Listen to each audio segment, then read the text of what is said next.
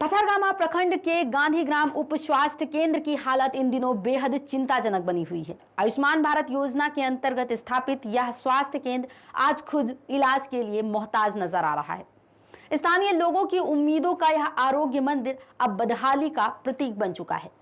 स्वास्थ्य केंद्र का भवन जर्जर हो चुका है, दीवारों में दरारें साफ दिखाई देती हैं और बरसात का पानी छत से लगातार टपक रहा है। पूरे परिसर में जल जमाव और कीचड़ की समस्या आम हो चुकी है, जिससे मरीजों और स्टाफ को आने जाने में भारी दिक्कत होती है। गर्मी के मौसम में हालात और भी गंभीर हो जाते हैं। बिजली की अनियमित आपूर्ति, पंखों की कमी और पेयजल की अनुपलब्धता मरीजों के लिए एक नई परेशानी बन जाती है। यह स्थिति प्राथमिक स्वास्थ्य सेवा के उद्देश्य से ही प्रश्न चिन्ह खड़ा करती है।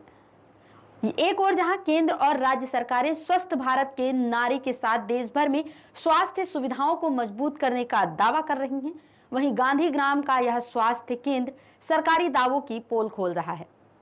स्थानीय लोग पूछ रहे हैं, जब खुद स्वास्थ्य केंद्र ही बीमार है तो आम जनता का इलाज कैसे होगा।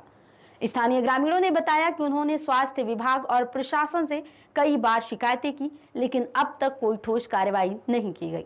झारखंड के स्वास्थ्य मंत्री डॉक्टर इरफान अंसारी के वादे और दावे जमीनी हकीकत में खोखले साबित हो रहे हैं।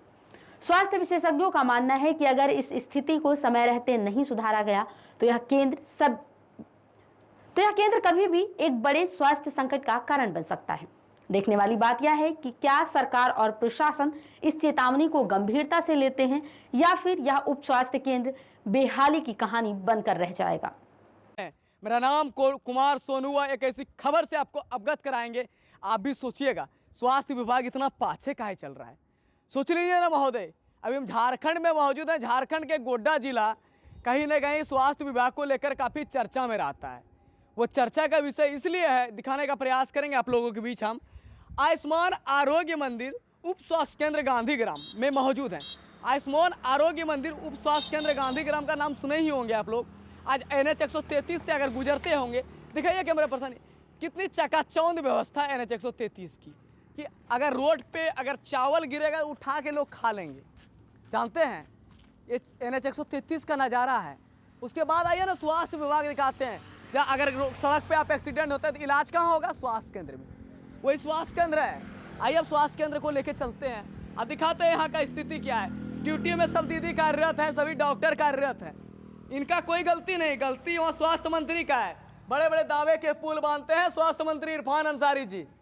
क्या इरफान अंसारी जी, यही है धरातल का विकास, इसी के लिए वोट दिए थे जनता। स्वास्थ्य मंत्री है महोदय, आपने देखिएगा तो इनका समस्या देखेगा क्यों। जानते हैं ये बिजली की व्यवस्था नहीं, जल की व्यवस्था नहीं, जल जमाव का संकट, घोर संकट है, समझ लीजिए। आइए ना दिखाते हैं जल जमाव के कारण। देखिए ये पेशेंट कैसे घुसेगा इसमें, सोच लीजिए। अगर आपको एक्सीडेंट होता है, अगर आप चलिएगा इस पे तो देखिए क्या स्थिति है, कितनी कीचड़ है। दिखा दे कैमरा पर्सन इन तस्वीरों को, थोड़ा सा गौर से दिखाइएगा। थोड़ा सा उठाइए कैमरा पर्सन, कैमरा को उठाइएगा। आपको बता दे, इसीलिए बोला जाता है हम तो डूबेंगे सनम, आपको भी लेके डूबेंगे। स्वास्थ्य व्यवस्था डूबा हुआ है वे किया है। स्वास्थ्य आरोग्य मंदिर जहाँ पेशेंट ये सोच के आते हैं कि हमारे उपचार हो, हमको सही ट्रीटमेंट मिले, हमारा इलाज हो, उसके आने के लिए रास्ता नहीं है। उनके बाद अगर वो आ भी गए तो यहाँ बिजली की घोर समस्या है।